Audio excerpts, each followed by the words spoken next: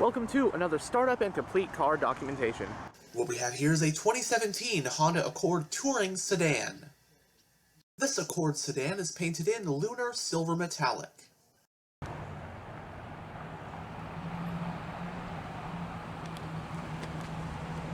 You have chrome door handles, smart key access for the front doors, and on the key fob you have the buttons for lock, unlock, remote start, trunk release, and panic.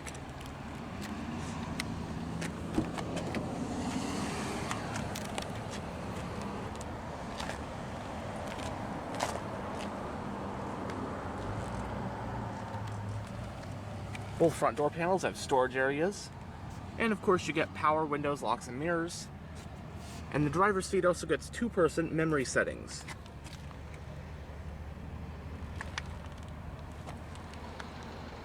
This one has a black interior, and standard on the top-of-the-line touring trim is leather seat upholstery.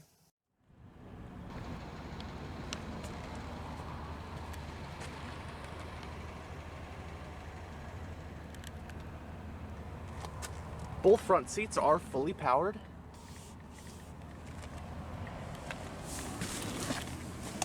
But now that we're behind the wheel, let's go ahead and start the engine. And along with Smart Key, it does have push button ignition.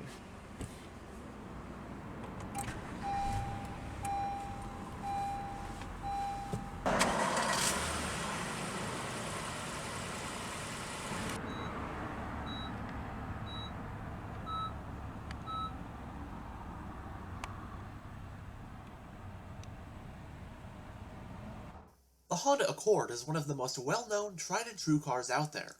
It's Honda's long-running entry in the midsize segment, competing with the likes of Camry, Sonata, and Altima. The Accord dates back to 1977, and as of the 2023 model year, the Accord is now in its 11th generation. This 2017 model we have here represents the 9th generation of the Accord, which was sold in North America from model years 2013 through 2017. This was notably the last generation of the Accord to offer a V6 engine, and the last generation to be offered as either a sedan or a coupe, as the 10th and 11th generation Accords have been solely 4-cylinder powered 4-door sedans.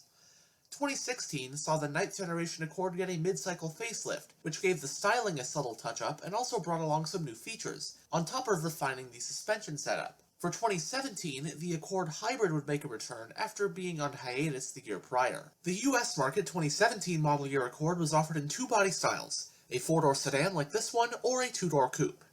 Available trim levels were as follows: LX, Sport, Sport SE, EX, EXL, and Touring for the sedan, Base, EXL, and Touring for the sedan-only Accord Hybrid, and finally LXS, EX, EXL, and Touring for 2-door coupe models. As for engines, non-hybrid Accords came with either a 2.4-liter inline-4 or a 278-horsepower 3.5-liter V6 depending on configuration, with the range-topping touring models like this one coming standard with the V6. Then you had the Accord Hybrid, which paired a 2-liter inline-4 engine with an electric motor for a combined 212 horsepower. And as for transmissions, 4-cylinder models, depending on the trim, could be had with either a 6-speed manual or a CVT automatic, while V6 Accords came with either a 6-speed manual or a traditional 6-speed automatic. However, if you wanted a V6 with a manual, you'd have to get a coupe. Hybrids came solely with the CVT automatic, and front-wheel drive is the standard drivetrain for the 17 Accord.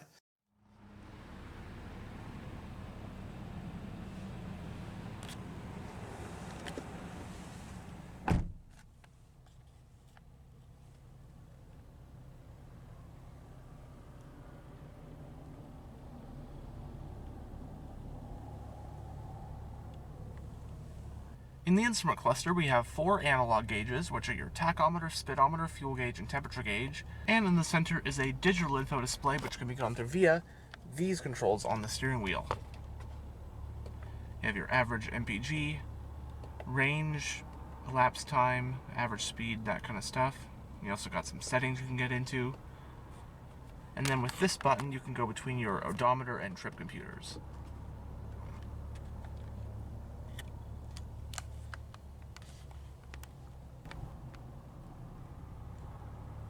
It has a 4-spoke design, leather-wrapped, and multifunctional steering wheel. You also have sport grips.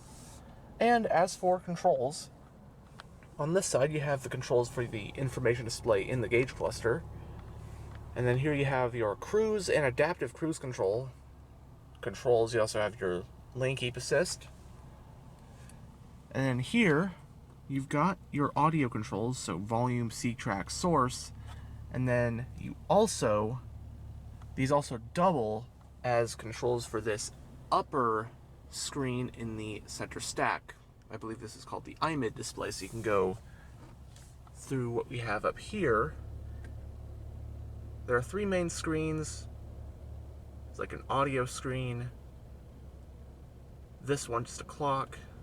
And then this one, which has several things. And then you hit menu. There's various things you can go through on here as well. And then you also have your Bluetooth hands-free phone controls and voice command button. The steering wheel is tilt and telescopic.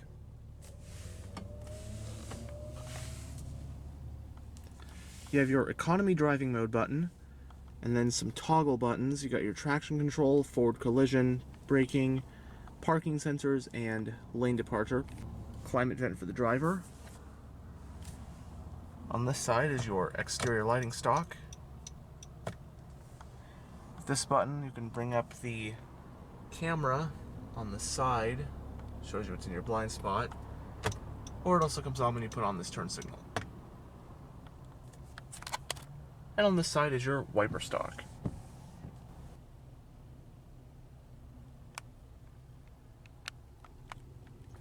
So going down the center of the interior, first thing that sticks out is you have 2 infotainment screens, seemingly. Now this one, I've pretty much gone through the gist of it. It's like your iMid display, which you can use these controls on the steering wheel for. That is not a touchscreen, but then below here, this is a touchscreen, and this is more of your traditional infotainment system type of thing, which we will go over more in a bit. You also got your central climate vents. You even have a CD player in this one still. Hazard switch. Then right here you have a set of dual zone automatic climate controls. A little bit of storage behind this cover along with a USB port. 12-volt power outlet, a little bit of storage.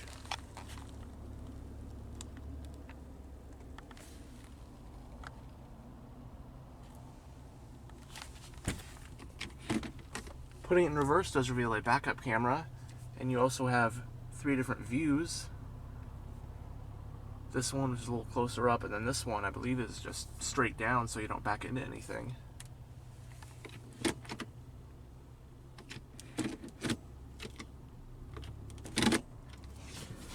And then on either side of the shifter you have the controls for your 2-stage heated front seats. The parking brake is hand operated. You have 2 cup holders. Center console does have a 12-volt power outlet and another USB port. Glove box is lockable.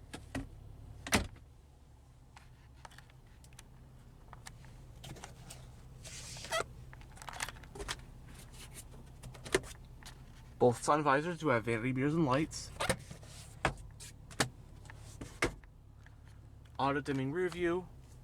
On the overhead console you have your overhead lighting, garage home link, a sunglass holder, and then also your power sunroof controls. It is one-touch auto.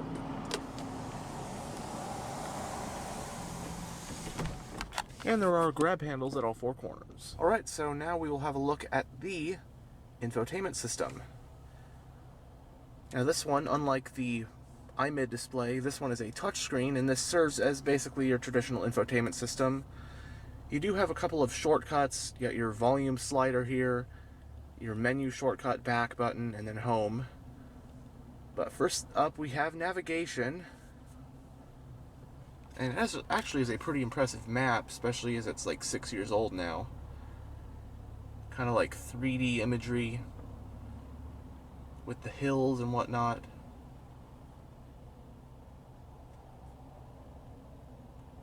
And then along here, a lot of times you got your audio sources. So you have AM, FM, Sirius XM, Bluetooth audio streaming, and a CD player in this one.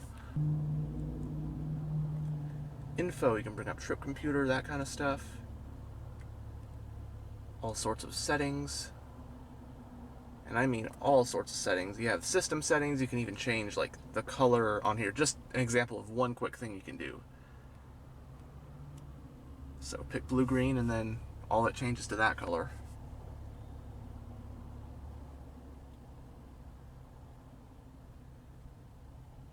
Then you have Honda Link, AHA, different apps. App list, you can even get an internet browser in this thing. And you have a convenient in-car calculator. I gotta say, this system in this Accord is a little bit hard to get used to. Takes me quite a bit, especially when you got the upper screen, which you use via these controls. I do apologize if I missed one or two things. Just a quick gist. But like all systems, the more you get used to it, the easier it gets. But it seems like this one might have a little bit higher of a learning curve.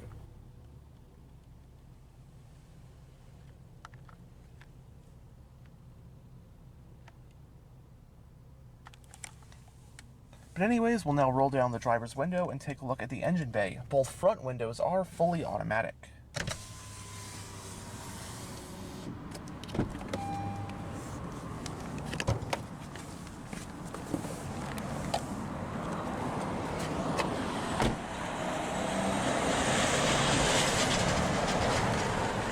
The Touring trim adds a set of 19-inch alloy rims.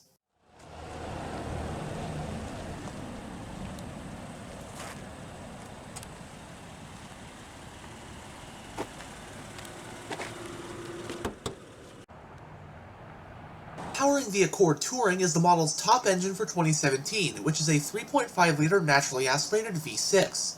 It's an all-aluminum power plant with single overhead camshafts, 4 valves per cylinder, variable cylinder management, and Honda's patented iVTEC technology. Horsepower is rated at 278 at 6,200 RPM, while torque is rated at 252 pound-feet at 4,900 RPM. Directing that power to the front wheels is a 6-speed automatic transmission. Running on regular unleaded with a 17.2-gallon fuel tank, EPA estimates for an Accord like this one are 21 mpg in the city and 33 mpg on the highway. It has a McPherson strut front suspension and a multi-link rear suspension. Stopping the Accord are 4-wheel disc brakes with the front ones being ventilated. Curb weight for an Accord like this one is roughly 3,500 to 3,600 pounds.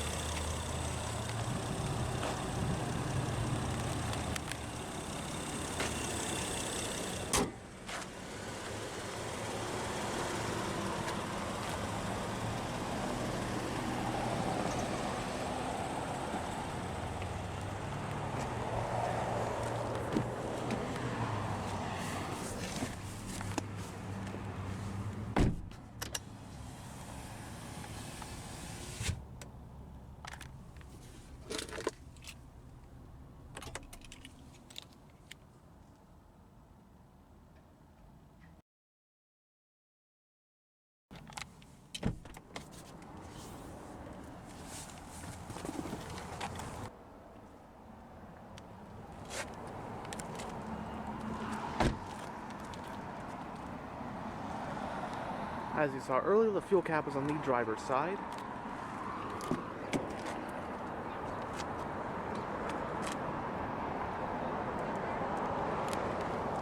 The back door panels also have storage with bottle holders. And right here are the controls for your 2-stage heated rear seats.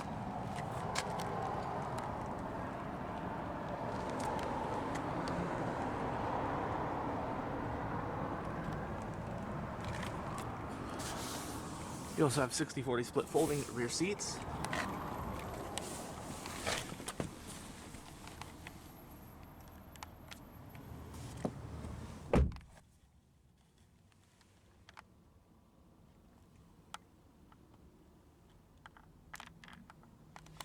Both front seats have mat pockets on the backs.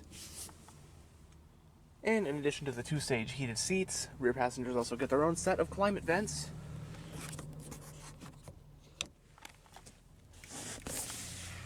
and this folding center armrest with 2 cup holders.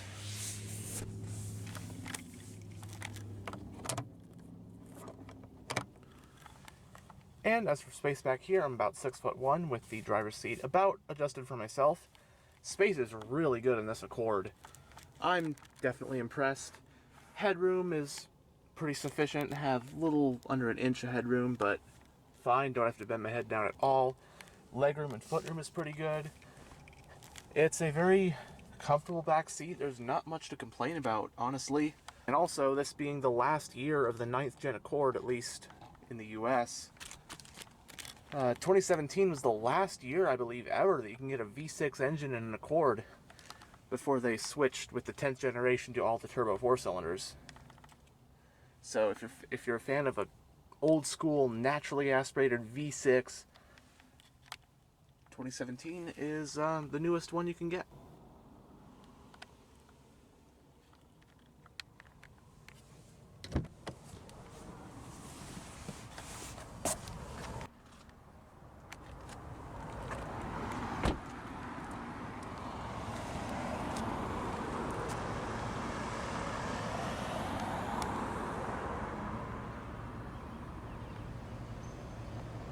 Does have dual exhausts with the V6.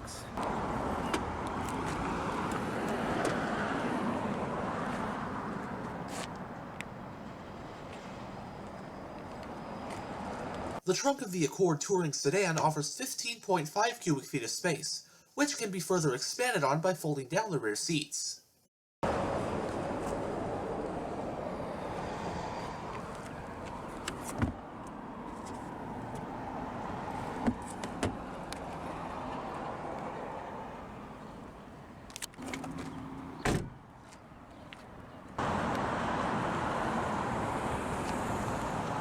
Anyhow, thanks for checking out this tour of this 2017 Honda Accord. And as always, stay on the lookout for future tours.